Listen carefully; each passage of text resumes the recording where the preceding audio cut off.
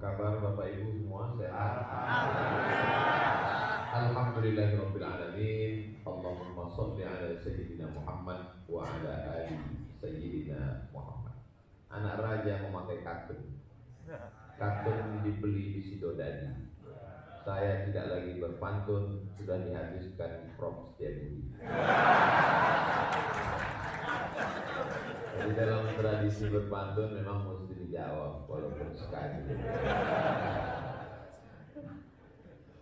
Ya, sama-sama kita hormati guru kita semua, Sayyidi Al-Habib Ja'far Al-Jufri. Di sebelah beliau, di sebelah saya, Ustadz Salim Al-Jogjawi. Disusul dengan Ustadz Hero As-Surbawi, Surabaya. Dilanjutkan dengan Ustadz Hani Al-Sundali. Jadi zaman dulu memang kalau sudah disebut nama, itu sekaligus nama kota asal.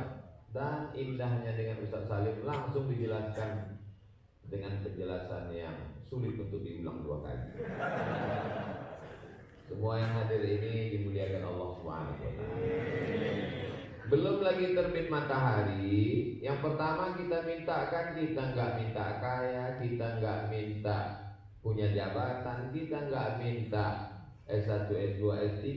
Yang kita minta begitu keluar dari toilet kamar mandi, asyhadu an la ilaha illallah syarikalah wa asyhadu anna muhammadan abduhu wa rasuluh. Allahumma ja'alni minat tawwabin waj'alni minal mutatahhirin waj'alni min ibadikas sholihin. Minta jadi orang yang soleh. Lalu kemudian setelah itu kita pun masuk ke dalam masjid, sholat sunnah tahiyatul masjid. At-tahiyatul mubarakatuh salawatut thayyibatu lillah. Assalamu alayka ayyuhan nabiyyu wa rahmatullahi wabarakatuh. Wassalamu alayna wa ala ibadillahis sholihin. Korelasi antara doa selesai wudhu dengan doa dalam sholat. Keselamatan untuk Nabi Muhammad SAW. Wassalamu alaina. Keselamatan untuk kami semua. Wa ala ibadillahis sholihin. Tanpa menyebut nama Abdul Somad, tanpa menyebut nama Ustadz Salim, insya Allah kalau soleh maka masuk dalam doa itu. Maka sesungguhnya walaupun saya pertama kali kemarin, tapi Bapak Ibu sudah lama mendoakan saya, bukan di luar sholat, di dalam sholat. Syaratnya satu, mesti soleh, bukan somat. Lalu kemudian selesai sholat kita pun berdoa. Doa tentu saja pakai ring satu, Rabbi fili wali walidayya warhamhuma kama rabbayani shaghira, ayah ibu. Ring dua, istri, Rabbana hab lana min azwajina wa dzurriyyatina qurrata a'yun waj'alna lil muttaqina imama. Ring tiga, anak, Rabbi habli minas sholihin. Selesai wudu minta soleh, dalam sholat minta untuk orang soleh, untuk anak minta dijadikan sebagai anak yang soleh. Dan ketika membaca Al-Fatihah 17 kali, Ihdinas siratal mustaqim siratal ladzina an'amta 'alaihim. Berikanlah jalan yang lurus yang pernah kau berikan kepada mereka. Mereka itu siapa? Ada 4 orang. Minan nabiyyin was-siddiqin wasyuhada was-shalihin. Jalan yang pernah kau berikan kepada 4 golongan. Pertama, nabiyyin. Kedua, siddiqin. Ketiga, syuhada. Yang keempat, sholihin. Kita bukan nabi. Kita bukan nabi-nabi. Karena nabi sudah tutup. Katanya ada nabi susulan. Gak ada. Nabi kesulitan. Yang kedua, kita bukan siddiqin. Abu Bakar siddiq, tinggi. Wa ummuhu siddiqah, Maryam. Kita jauh dari itu. Yang ketiga, syuhada. Bukan main teriakannya, syuhada. Begitu Belanda datang, pipis. Kita jauh. Walaupun kita ingin. Siapa yang tidak berniat mati syahid, ada kemunafikan dalam hatinya. Mudah-mudahan kita diberikan Allah SWT kekuatan. Amin. Tapi paling tidak andai tidak syuhada, tidak siddiqin, tidak nabiyin, yang keempat jangan sampai lepas, minas sholihin. Makanya nabi-nabi itu padahal sudah nabi tapi tetap meminta kepada Allah, wa alhiqna bis-shalihin, satukan kami bersama orang-orang saleh. Saya tidak merasa diri saya saleh. Kalau Habib saja keturunan Rasulullah tapi bahasanya ingin menjadi anjingnya Ashabul Kahfi, padahal Habib keturunan Nabi. Lalu Abdul Somad yang jauh dari keturunan, saya keturunan Nabi juga, Nabi Adam. Lalu Abdul Somad ini apa? Jadi bahasa Habib Ja'far itu dia buat bawah. Jadi saya untuk turun lagi susah. Terbawah dia buat. Saya ingin aja nih. Jadi saya kalau di bawah itu, di bawah bahasanya Habib Ja'far jadi apa? Jadi debu yang menempel di upilnya anjing Ashabul Kahfi. Kita tidak ada apa-apanya di hadapan Allah Subhanahu wa taala. Jangan dibayangkan. Ada orang beribadah selama 700 tahun, dimasukkan Allah ke dalam surga. Sampai di dalam surga lalu tercetus di dalam hatinya, aku masuk surga ini karena ibadah yang 700 tahun. Allah tahu apa yang berbisik di dalam hati. Lalu kata Allah Subhanahu wa taala, kalau Tuhan pergi ke padang berjumpa dengan sahabat orang Batak, isi ceramah saya jadi hilang karena melihat kue kotak.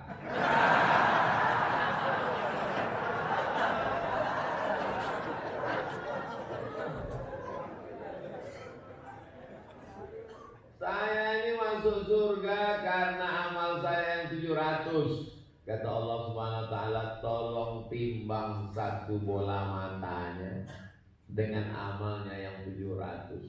Ternyata lebih berat nikmat satu bola mata dibanding amal yang 700 tahun. Jadi kalau amal Bani Israel 700 tahun tidak dapat menebus satu nikmat bola mata, bagaimana dengan amal kita yang 63 tahun, potong akil balik tinggal 50, potong tidur 8 jam sepertiga tinggal 20, potong lagi masa kerja 8 jam tinggal 10 tahun, potong update status, potong sibuk berselancar di Google, YouTube. Untung masih ada yang menyelamatkan. Channel Ustaz Somad Official, subscribe, like, share.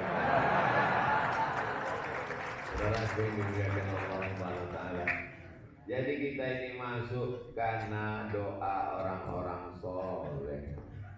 Saya tidak soleh, tapi saya didudukkan di sini.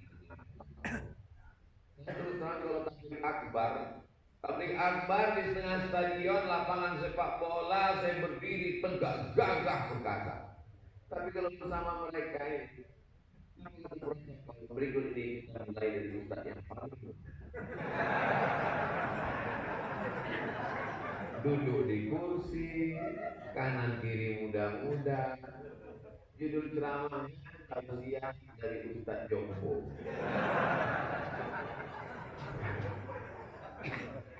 Judul tausiah kita subuh ini adalah ojo lereh jadi wong soleh. Jangan pernah berhenti jadi orang soleh. Walaupun kita tidak soleh, menyatu mendekat dengan orang soleh. Orang soleh itu kalau masuk surga dia nggak mau sendirian. Ustaz Salim kalau masuk surga pasti dia cari mana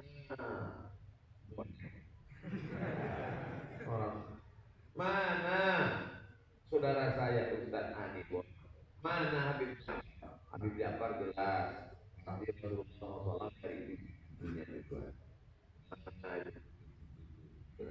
Akhirnya pasti Rasulullah SAW dekat tinggal di Jogja. Setelah Jogja tentu saja yang dekat di Jogja Surabaya, habis itu Bandung. Tapi Pekanbaru masa nggak dia ingat? Yang dimuliakan Allah Subhanahu wa taala. Itulah kita mengapa selalu mendekat dengan orang soleh. Makanya saya kalau ketemu dengan jamaah, dulu ketemu jamaah salaman. Sekarang handphone dia foto. Kan meninggal nggak bawa foto, meninggal nggak bawa foto. Tapi biasanya kalau ada orang meninggal pasti update foto, diupload di Instagram. Jadi kalau fotonya Ustaz Somad, saya husnuzon. Setiap foto dengan saya, tentang saya pasti dia upload, dia kasih link. Sudah meninggal hari ini. Dan jamaah semuanya mendoakan. Boleh jadi kita masuk surga itu karena doa orang soleh. Saya duduk di sini bukan karena saya pintar, bukan karena saya cerdas. Banyak orang cerdas, banyak orang pintar, banyak orang hebat, tapi karena ada doa orang soleh. Jadi yang sepantasnya, selayaknya Ustaz Somad itu bukan Ustaz.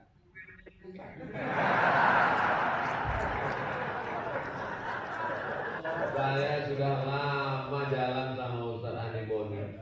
Sampai ke Lombok kami jalan bersama. Tapi cerita tadi baru di situ.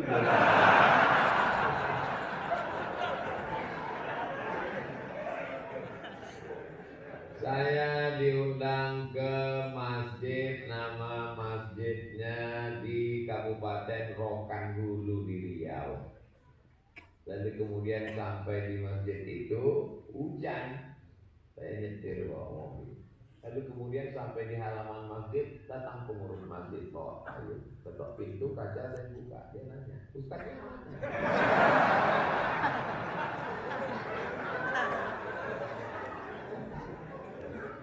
Lalu kemudian saya khutbah di Masjid Rumah Sakit Umum Arifin Ahmad di Riau. Di sana jadwal hari Jumat jam 12.30. Pulang dari kampus, saya masih ngajar di UIN waktu itu. Jam 12 saya sudah duduk persis di depan mimbar. Jam 12.20 pengurus masjid mengumumkan infak masjid hari ini. Adapun yang bertindak sebagai khotib pada Jumat ini adalah Al-Mukarram Haji Abdul Somad LCMA, dosen UIN Suska Fakultas Usuluddin. Karena beliau belum juga hadir, dan kemudian khotib pun naik ke atas, pengurus naik ke atas, assalamualaikum, lalu kemudian muadzin. Saya dari jam 12 duduk. Selesai sholat Jumat, saya pulang, dia pun nelpon, Ustaz kok nggak datang? Ini kan jadwal Ustaz. Saya bilang, saya di depan mimbar itu tadi. Akan datang, antum kalau mau nanya khotib, panggil dulu kepada Ustaz Fulan, panggil 3 kali. Kalau dia nggak datang, itu berarti dia nggak ada. Saya ada, tapi kamu nggak manggil kan?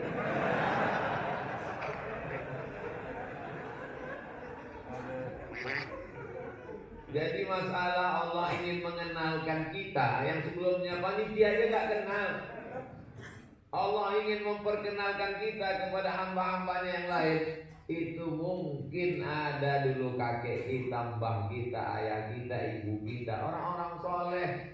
Ibu saya amat sangat suka kepada orang soleh.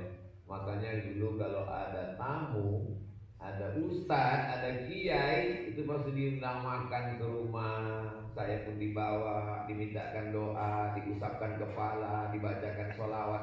Saya yakin kami bisa duduk bersama orang. Duduk dengan Ustaz Salim ini bukan mudah. Ustaz muda, ganteng, yang ceramahnya sampai ke Eropa.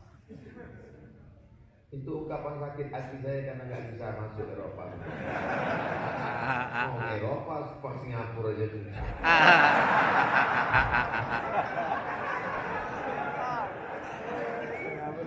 Bisa berduduk hari ini bersama. Jadi ibu, anak-anak itu bawakan ketemu dengan orang-orang soleh.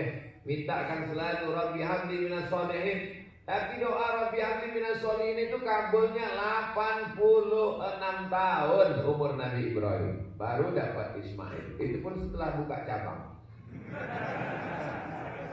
Bayangkan, Nabi Musa alaihissalam soleh, berdoanya 40 tahun baru dapat jalan keluar di lembah Tih.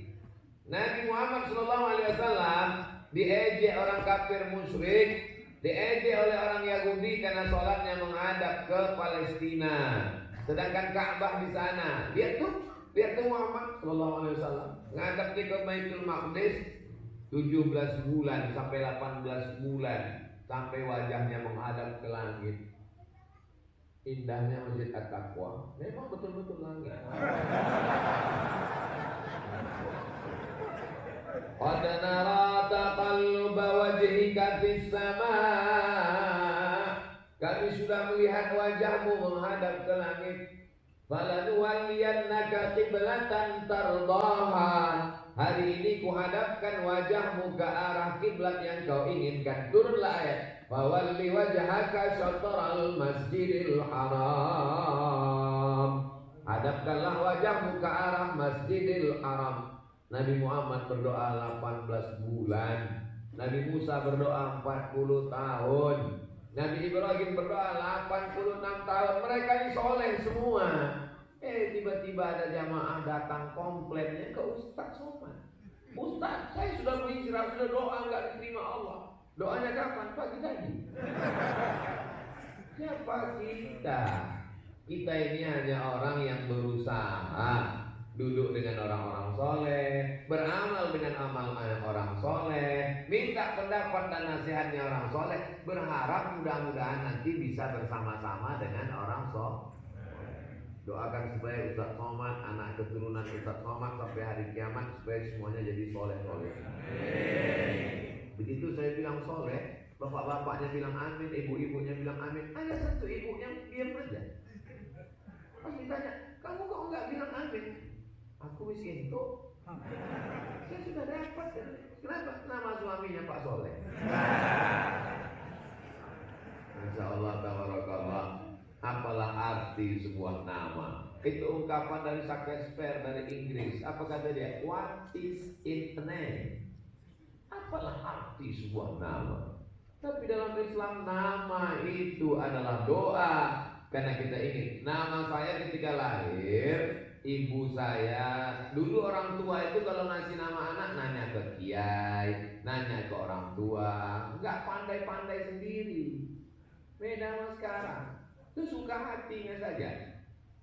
Pakai ilmu cocokologi. Gabungkan nama suami, nama istri. Nama suami Sulaiman, nama istri Toibah, nama anak Letoy.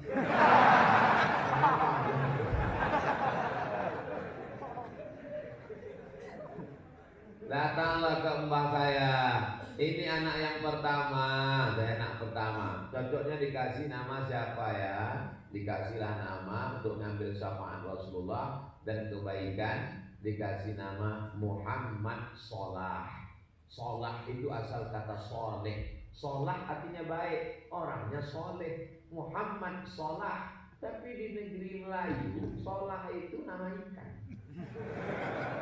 Ikan solah. Ikan selar itu disebut ikan solar. Kata mak saya nggak paham bahasa Arab. Masa nama anak saya namanya ikan? Ganti nomor nama yang kedua. Gantilah nama dikasih Abdul Somad. Memang selalu disebut di tahlilan Qul huwallahu ahad.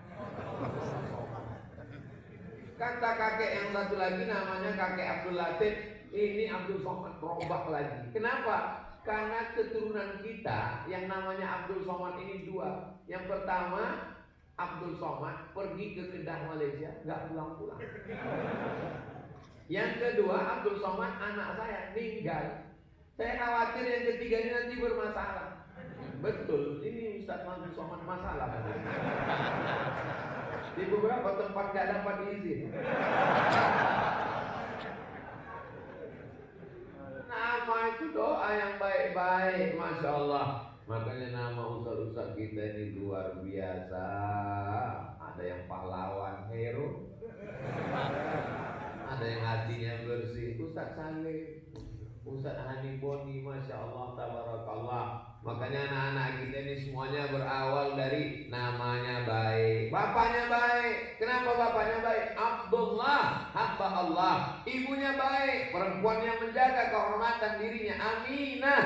Kalau bapaknya hamba Allah, ibunya Aminah, insya Allah anaknya terpuji di langit, terpuji di bumi. Ahmad di langit, Muhammad di bumi, Muhammad sallallahu alaihi wasallam. Tapi jangan gara-gara ini ibu komplain, pantasan anak kita nggak terpuji di bumi karena kamu bukan Abdullah. Nanti bapaknya juga balas, dan kamu bukan Aminah. Kamu Abdus Syaitan. Tidak ada yang menghambakan diri kepada harta, tidak ada yang menghambakan diri kepada jabatan dan kuasa. Kita ini semuanya adalah Abdullah, menghambakan diri hanya kepada Allah Subhanahu wa ta'ala. Jadi syarat menjadi soleh itu minimal 3. Kalau ada ustadz lain nanti mengatakan syarat soleh ada 5, berarti ilmu dia lebih dari saya. Kalau ada ustadz yang ceramah syarat soleh cuma 2, berarti waktunya lebih pendek dari saya. Syarat soleh minimal 3. Ini namanya syarat minimalis. Yang pertama, akidahnya mesti benar, la ilaha illallah. Walaupun orangnya sopan, orangnya baik, orangnya santun, kalau dia tidak la ilaha illallah, tidak Muhammadur Rasulullah, maka dalam Islam fala yuqbala minhu, maka dia tidak diterima. Wa huwa fil akhirati minal khasirin, amalnya di akhirat menjadi sia-sia dan dia termasuk orang yang rugi. Jadi soleh syarat yang pertama mutlak tidak terbantahkan, akidahnya mesti la ilaha illallah Muhammadur Rasulullah. Orang nggak mau masuk Islam ini bukan salah Islamnya. Islam itu produknya bagus, bintang iklannya nggak menarik. Saya kan banyak minta endorse. Cobalah Bapak Ibu lihat Instagram Ustadz Abdul Somad itu, isinya endorse gula merah, endorse tepung terigu, endorse roti, endorse macam-macam, endorse pondok pesantren. Alhamdulillah saya mau. Cuman satu endorse yang saya tolak, endorse susu penggemuk badan. Ustaz tolong endorse nih susu kedelai, kalau diminum insya Allah badan gemuk. Siapa yang percaya? Ustaz sering puasa sunatnya? Enggak. Ustaz jaga makanannya? Enggak. Terus kok Ustaz urus dokter ada? Jemaah kita kan banyak yang soleh-soleh, dokter baik. Ustaz kalau mau badannya stabil, tolong Ustaz minum susu kental manis. Pagi segelas, siang segelas, malam segelas. Saya beli 90 saset. Sebulan diminum. Nimbak enggak? Assalamualaikum dokter. Waalaikumsalam. Sarannya sudah dilaksanakan sebulan kok nggak nambah? Berarti itu udah takdir Ustaz. Terima aja takdir Allah. Saya cuma mau ngasih tahu walaupun kurus saya sehat. Tidak kurang satu apapun insya Allah. Badan sehat walafiat. Dan bagi bapak ibu yang kebetulan lebih berat badannya, nggak usah risau omongan orang. Hidup ini simple. Yang berat itu mikirin omongan orang. Kita kurus, dia bilang nggak makan. Kita gemuk, pertumbuhan itu ke atas, bukan ke samping. Kan pusing kita.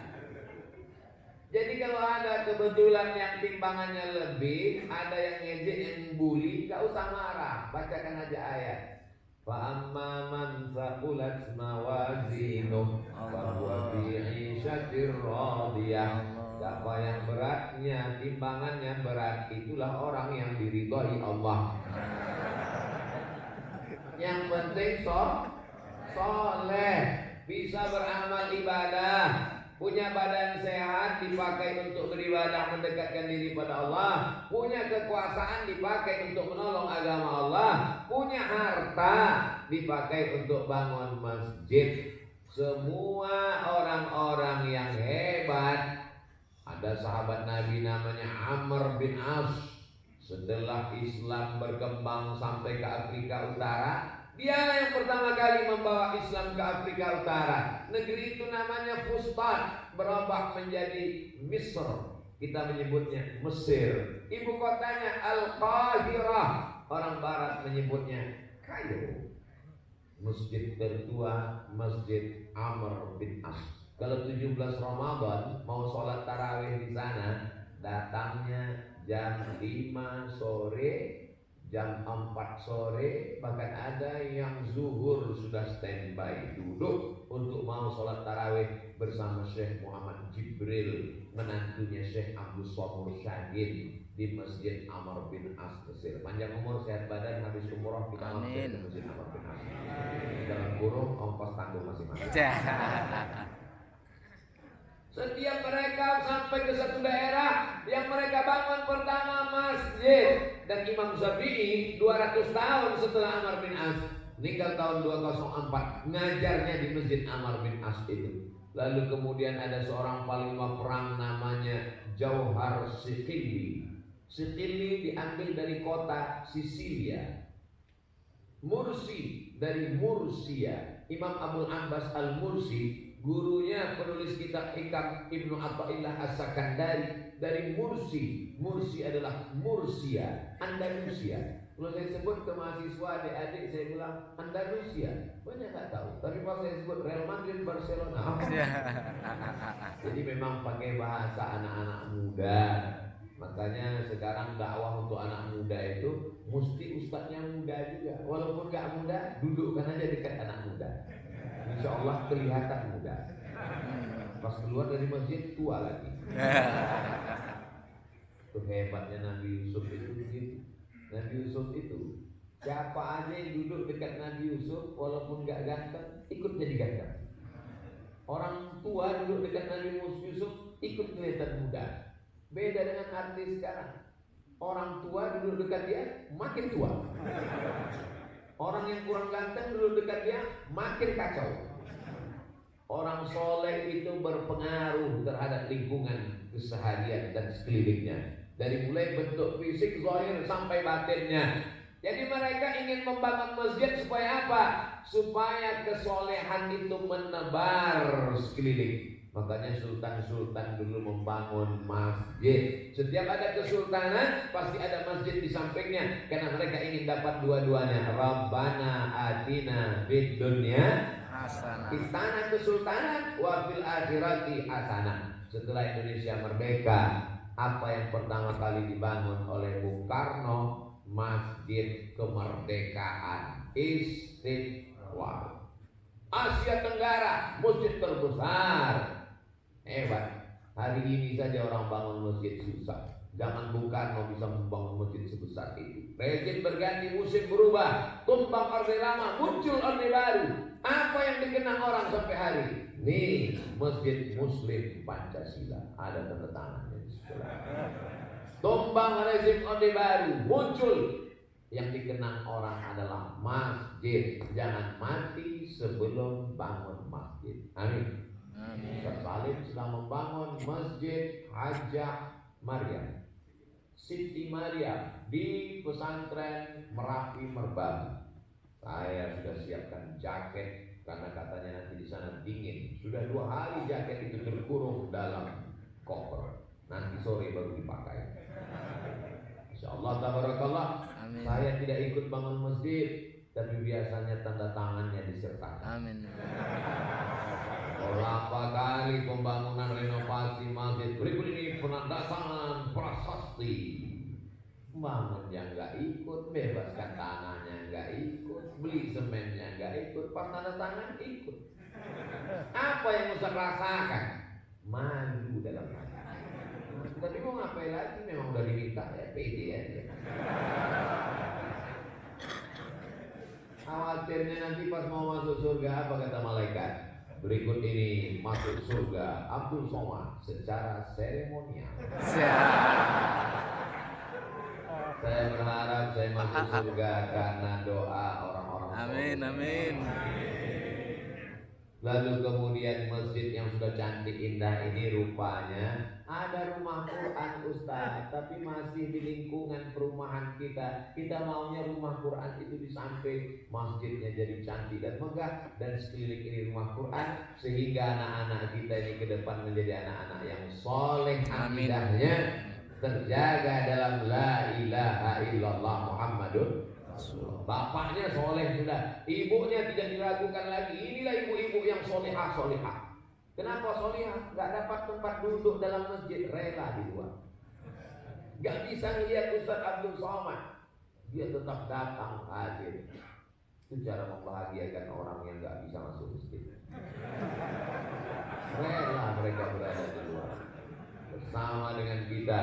Masya Allah, tabarakallah. Jadi memang yang pertama ini dijadikan standar kesolehan.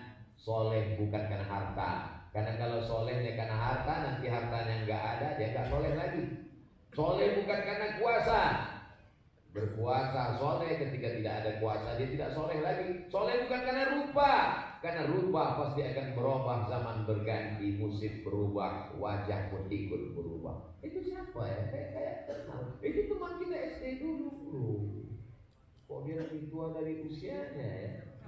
Usia selalu berubah, berganti. Saya ketemu dengan teman-teman, kawan-kawan satu sekolah tahun 2020 tahun gak ketemu. Pertanyaannya, anak kamu berapa? Anak berapa? Ada juga yang mulai agak iseng, istri berapa? 30 tahun gak ketemu, pertanyaan mesti berganti. Sakit apa? Aku diabetes meletus. Kamu jantung corona. Kamu kelihatannya sehat, kakiku asam urat. 40 tahun gak ketemu, mulai pertanyaan berubah. Tunjukkan aku di mana kuburnya. 40 tahun gak ketemu, pertanyaan tidak lagi kuat, nyaris tak terdengar ke telinga. Sudah pakai pempes mereka. Mendengar ceramah Ustaz Somad, kuncinya satu, jangan tersinggung. Karena beberapa jamaah tersinggung pulang meninggal. Saya tidak pernah menyindir siapapun. Saya sedang bercerita tentang kita dan masa depan kita. Bagaimana kita ke depan, bagaimana kita akan datang kalau tidak kita jaga kesolehan ini. Jadi kalau hari ini kita sholat subuh berjamaah bersama dengan para asatidz, membangun masjid, mengabadikan rumah Quran, itu kita ingin supaya kesolehan ini tetap terjaga di Yogyakarta sampai hari kiamat. Amin. Karena kalau kita saja soleh di rumah kita akan dijual, tanahnya akan dibagi-bagikan ke ahli waris, anaknya nggak begitu dahsyat, menantunya. Tapi kemudian bagaimana supaya pendidikan anak kita ini terjamin? Kalau masjid ini ada, jangan bangga dulu dengan masjid yang besar. Bukankah masjid di Andalusia besar, megah, mewah, cantik, indah, Alhambra, Cordoba? Tapi hari ini apa jadinya? 700 tahun Islam berkuasa di Eropa.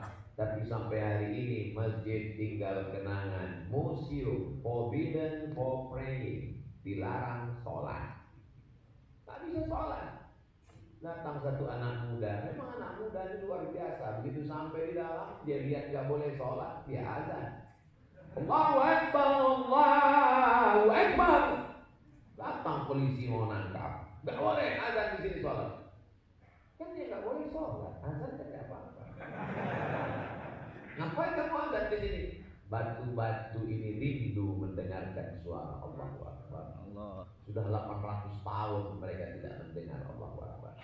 Tapi janji dari Bernard Lewis, orang Yahudi, kata Bernard Lewis, tidak sampai 50 tahun lagi azan akan berkumandang di seluruh Eropa. Saya baca tulisan itu di perpustakaan Darul Hadis Al Hasaniyah Maroko waktu itu. Yang nulis bukan orang Islam, bukan orang kita, bukan orang Arab. Orang Yahudi mengatakan bahwa azan akan tetap berkumandang. Orang-orang soleh, mudah-mudahan salah satu yang memandangkan azan di Eropa itu adalah anak kita. Amin. Kalau ada anak masjid hafal Quran dapat beasiswa ke Al-Azhar, biasa. Beasiswa ke Makkah Ummul Qura, biasa. Beasiswa ke Jamiah Islamiyah Madinah, biasa. Tapi anak kita akan dapat beasiswa ke Harvard University, ke McGill University, ke Sorbonne Paris University. Kenapa? Karena otaknya boleh Paris, tapi jantungnya berdegup berdetak tetap la ilaha illallah Muhammadun Rasulullah. Kesolehan ini yang akan membuat dunia ini menjadi baik. Soleh yang pertama, akidahnya la ilaha illallah. Yang kedua, ibadah. Karena banyak juga ketika ditanya, Tuhanmu siapa? Allah. Sholat subuh jam 8. Inna sholati wa nusuki wa mahyaya wa mamati lillahi rabbil alamin. Alhamdulillah Ustaz Somad.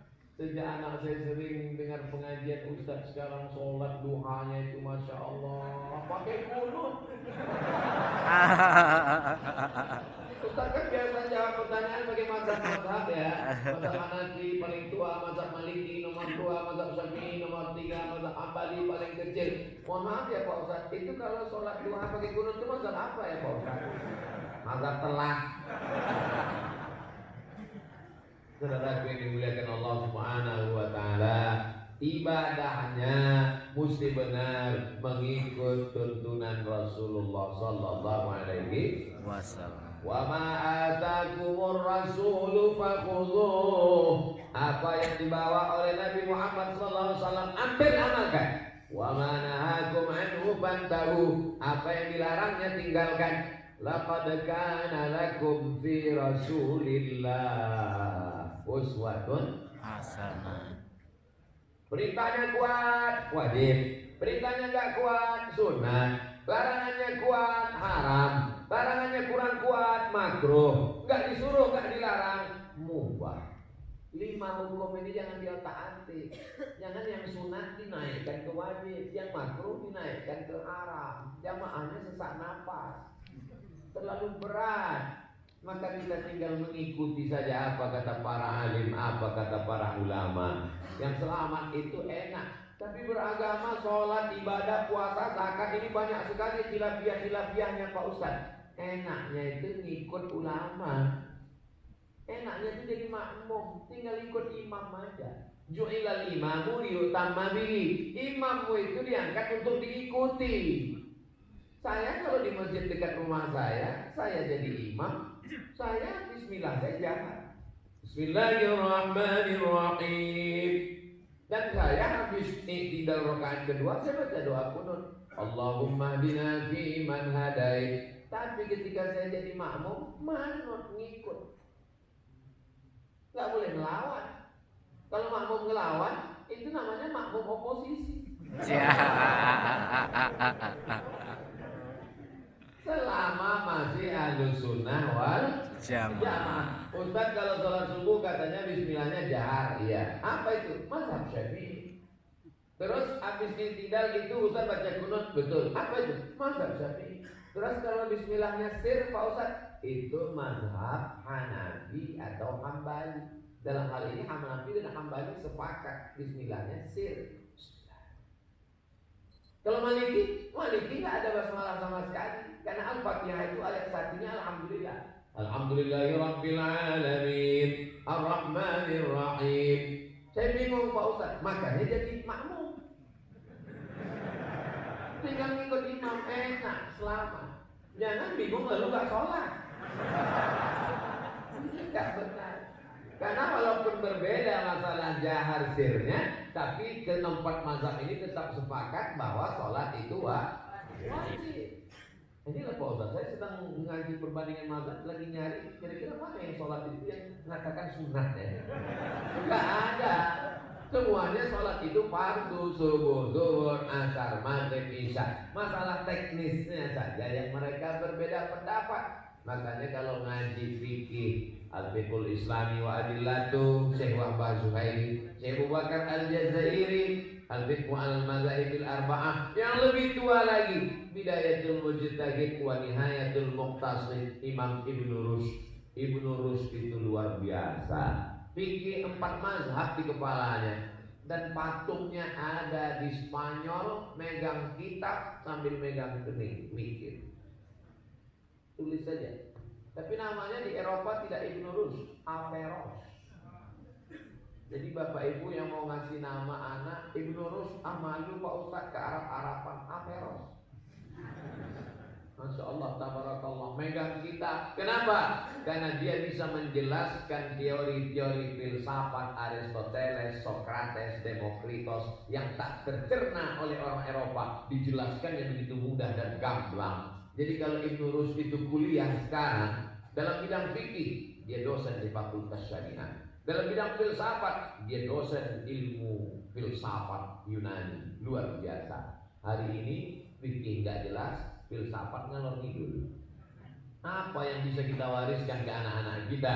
Maka yang kedua adalah ibadahnya mesti benar. Alhamdulillah COVID berakhir, kita pun bisa ketemu, kita perbaiki. Gara-gara medsos bahasanya sudah bahasa WhatsApp semua. Dulu kita kan kalau ngomong sama tamu diajarin sama orang tua, ya Pak, ya Bu, ya Yai, ya Om, ya Tante. Sekarang enggak. Apa kabar? Sehat. Assalamualaikum. UAS RWB. Bahasanya sangat singkat dan tanpa intonasi. Sekolah di mana? Di sana. Kelas berapa? Kelas 1. Kalau kita dulu diajarkan ada respon, ada senyum, sekarang tertulis di keningnya, not responding. Ini akhlakul karimah, sopan santun, tata krama, ini masya Allah budi bahasa. Apalagi bagi kami yang dari Pulau Sumatera, itu kalau sampai ke Yogyakarta ini terasa betul di sini orangnya lembut. Kalau nunjuk itu Masjid At-Taqwa di mana? Kalau kami misalnya di sana. Di sini untuk menunjuk dengan telunjuk pun sama. Kalau kakinya terinjak, Mas mohon maaf kakinya jangan diinjak. Lembut sekali. Mohon maaf hujan turun, hujan basah di muka kita. Saudara yang dimuliakan Allah Subhanahu wa taala, lain padang, lain belalang, lain lubuk, lain ikannya, lain suku, lain tradisi, lain tata krama sopan santunnya. Ketika saya sampai ke Aceh, disambut sama orang Aceh. Mereka mengambil tanaman diletakkan di dalam mangkok, ada airnya, lalu disiramkan. Rupanya begitu mereka menyambut tamu. Namanya sejuk. Begitu sampai saya di Kalimantan, sebelum turun dari pesawat dibisikkan, Ustaz Somad nanti siap-siap megang golok, megangnya sebelah kanan. Oke. Nanti Ustaz akan disambut dengan tebu berwarna hitam. Terus tebunya Ustaz Paco mesti putus sekali. Sampai alhamdulillah putus sekali. Begitu sampai ke Papua, Ustaz Somad nanti akan disambut di airport dengan piring yang sangat besar. Makan. Nanti kaki Ustaz diinjakkan di piring besar itu ada gambar burung kasuari. Oh, disambut dengan tarian Papua. Berbeda cara mereka menyambut, tapi begitulah tata krama sopan santun memuliakan tamu yang luar biasa. Apa yang dimuliakan Allah, sampai ke Sumatera Barat dengan Bapak Bupati disambut dengan tepak daun sirih dengan tarian ting ting ting ting ting ting ting ting ting ting tepak sirih. Saya pun silakan bersama, saya ambil satu sirih, saya gulung, saya masuk ke dalam. Masya Allah. Ini lihat Pak Bupati rupanya disobek di pinggang.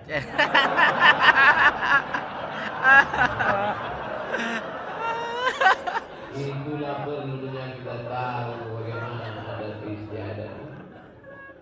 Bunyi hadisnya satu, makana yu'minu billah wal yawmil akhir. Siapa yang beriman kepada Allah dan hari akhirat, falyukrim dhaifahu, muliakan tamu. Itu maka Bapak Ibu nggak dikasih kue karena kami yang tamu. Muliakan tamu. Tapi cara memuliakannya nggak sama antara satu daerah dengan daerah yang lain. Nusantara dengan kekayaan yang luar biasa. Di tempat kita itu kalau kita megang kepala, oh itu pantang sekali. Yang pegang kepala saya dibayar zakat fitrah. Jawab sama dia, saya zakat mau juga bayar. Tapi di Mesir orang megang kepala biasa aja. Ambil sholat kayak malu. Kayak malu katanya. Tapi tempat kita nggak biasa. Dan di tempat kita kalau ada orang, oh itu mantap sekali. Tapi bagi orang Mesir itu biasa. Yang nggak boleh itu justru sedap. Jadi beda. Nanti adik-adik anak baru, mahasiswa baru, kalau sudah sampai di sini jangan pakai sarung ya. Di tempat kita justru memuliakan kiai. Kalau sowan ke tuan guru pakai sarung, menghormati. Sholat ke masjid pakai sarung. Di Mesir pakai sarung itu mantenannya.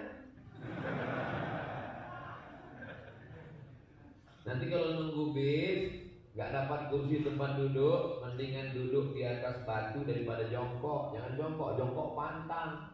Ini apa namanya? Ini etika, ini akhlak, ini budaya. Budaya ini hasil kreasi manusia cipta karya karsa yang tak sama antara suku dan bangsa. Kita mesti tahu mengerti itu supaya jangan sampai salah adab. Orang Arab menyebutnya qalilul adab, qalilul adab, tidak ada sopan santun tata krama. Tapi ada yang lebih tinggi daripada etika, itu disebut dengan akhlakul karimah. Allah memuji Nabi itu bukan karena sholat sampai sujudnya langsung. Nabi itu dipuji apa kata Allah SWT? Wa innaka la'ala khuluqin azim. Akhlakmu amat sangat mulia. Begitu Allah SWT memuji memuliakan kita. Jadi selama saya duduk dengan ustaz-ustaz muda yang luar biasa ini, saya banyak sekali mendapatkan akhlak dari mereka tentang sopan santun, tentang budi bahasa. Saya berharap anak-anak saya, Mizyan Nazik Abdillah, Sami Ahmad Misbahi Ibadillah, bisa mengikut akhlak-akhlak mereka. Amin, amin. Jika nanti ketika mereka muda, anak-anak saya sebaya dengan mereka, oh ini sahabat ayah kami dulu, ini adalah sahabat ayah kami. Mereka akan menyambung tali silaturahim, persahabatan di dunia bersama di Masjid At-Taqwa, mudah-mudahan bersama pula di surga. Amin, amin ya Allah. Amin ya Rabbal. Amin ya Rabbal alamin. Kesimpulannya syarat soleh 3. Pertama, soleh akidah, asyhadu an la ilaha illallah Muhammadur Rasulullah. Soleh ibadah, mengikut tuntunan Rasulullah SAW.